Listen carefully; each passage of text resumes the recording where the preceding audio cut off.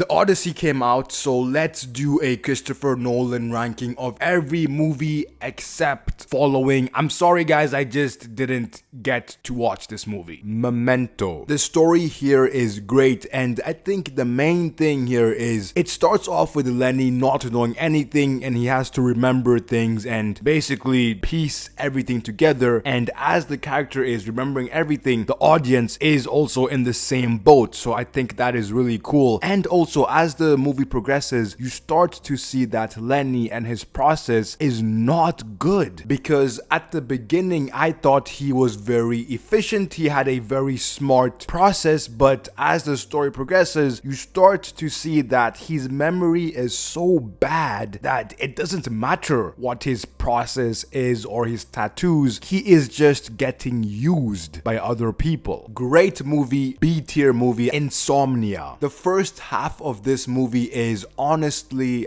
amazing. I was gripped to my seat, I was locked in. However, the second half is just not that good, especially because Will, when he kills his partner, everything just got a little bit too bait, too predictable, because it was very easy to tell that Ellie was going to figure things out. And also, Will isn't sleeping, so he was very sloppy in my opinion. He was acting very sus. So it does make sense because he's not sleeping, but also it does make it very obvious that he was going to get caught. The one person that did provide this movie with a lot of chaos and unpredictability was Finch. Very smart character, and you just never knew what he was going to do. This is a solid movie. I will be putting this in C tier. Batman Begins. I'm not going to say too much about this movie, but the most important part here is that this is a great origin story movie, and the first 40 minutes of him going and training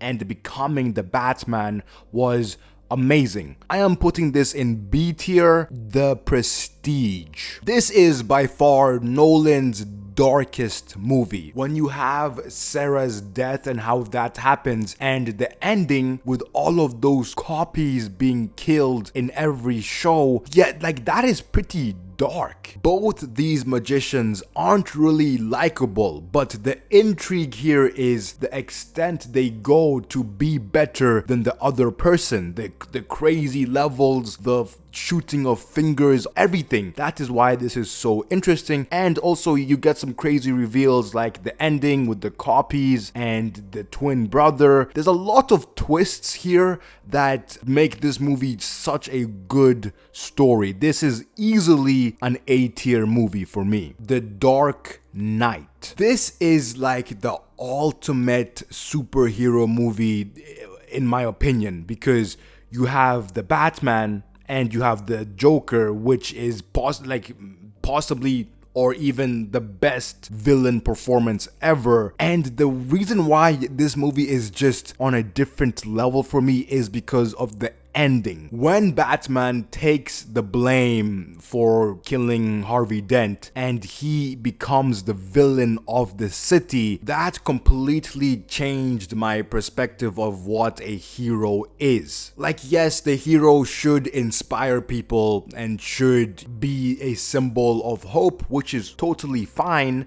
But also, in some situations, the hero also has to be the guy that everybody hates for the betterment of the city or of the people. The hero has to be whatever the people need. This movie easily belongs in S tier. Inception. When I first watched this movie, it blew me away. The different dream state levels, I just have never seen a movie like this. What really brings everything together is Cobb and the family dynamic or aspects we have here. The way his wife passes away is so tragic, and the role he plays in that really, I guess you could say, makes you feel bad for him, but it's very emotional in terms of that, as well as you have him trying to get back to his kids. All these things really creates a crazy third act of, yo, if you guys don't make it back, you're all going to die. This is like the most creative heist movie you will ever watch. S tier movie. The Dark Knight Rises. I know this is viewed as the worst movie in the trilogy, and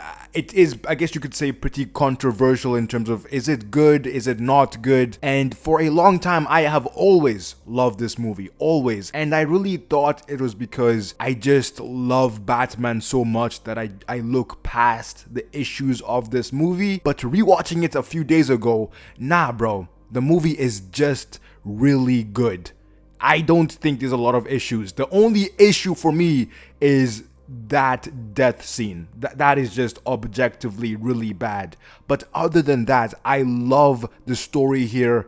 Bane's character and the writing for his character is one of the best villain writing ever for in a superhero movie. This is the longest movie in the trilogy, which may seem like a bad thing, but it never drags for me. It never got boring. It is the perfect ending for Batman and for this trilogy. This is 10 out of 10 for me, A tier movie. Interstellar, I'm going to keep this short because it's Interstellar. I love the full circle element with the ghost and how that comes back to be such an important aspect of the ending, but I mean, this is Interstellar. What can I say that has not already been said? This is S tier, one of Nolan's very best. Dunkirk, this is a good movie. The main issue I have here is I don't connect with any of the characters that much, which makes me feel like at the end I'm not really emotionally involved here or attached to anyone, which kind of lowers my viewing experience, even though I guess you could say it's the purpose of this movie isn't really to be attached to anyone. It's more so to, you know, show the events of what happened, which, I mean, Nolan does do that in a very high level, but I don't know. I guess for me, I don't connect with this movie as much as other people, I suppose. Still a pretty good movie, don't get me wrong. This is a B tier movie. Tenet, this movie, this movie is such a movie. I think this is Nolan just going balls to the freaking wall with the story and the temporal aspect of what's going on. He doesn't hold back. He commits so hard. Even the name Tenet is a full commitment to this idea of time going backwards and forwards and how important that is in the storytelling here, and I love that. He really trusts the audience to understand this movie, and this is like, he does not hold back to the point where people don't like this movie because it's too complicated. They don't understand it, and this is why people say like, yo, you just have to feel the movie, don't try understand it, which, you know, makes sense.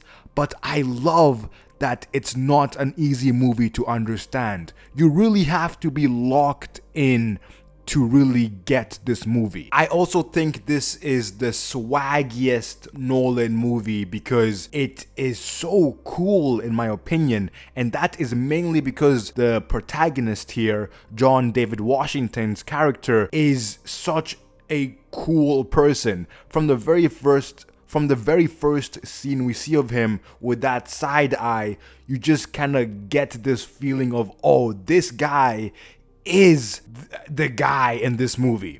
And the way he behaves, the way he talks, he has such a confidence in his decisions that makes me feel like, yeah, this guy just is the protagonist. A tier ranking, this is possibly going to go into S tier when I rewatch it later in a few years or whatever. Oppenheimer, Tenet might be Nolan's coolest movie, just telling everyone that, you know, fuck it, I'm that guy. But Oppenheimer is the ultimate movie in every aspect: acting, score, cinematography, writing. Everything comes together to make the ultimate movie experience. When I watched this, I thought that this is the best movie I have ever watched. This is an S tier movie, and I think this is the best Nolan movie. I wouldn't say it's my favorite Nolan movie, but it is the best. The Odyssey. I have watched this movie twice now, and my thoughts are still fairly raw. Based on these first two watches, this is everything I wanted. The expectations have been met. This movie is epic. There's so many scenes where you're just like, this is what movies are supposed to be. Big,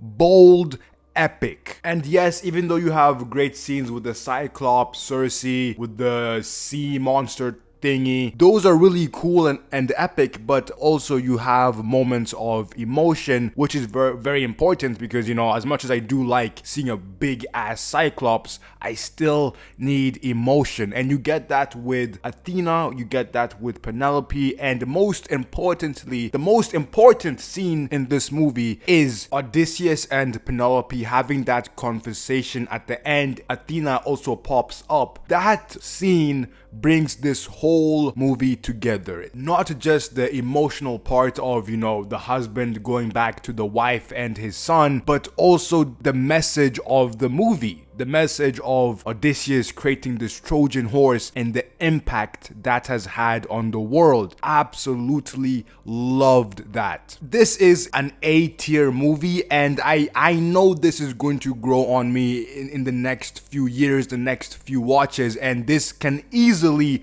go up into S tier with time.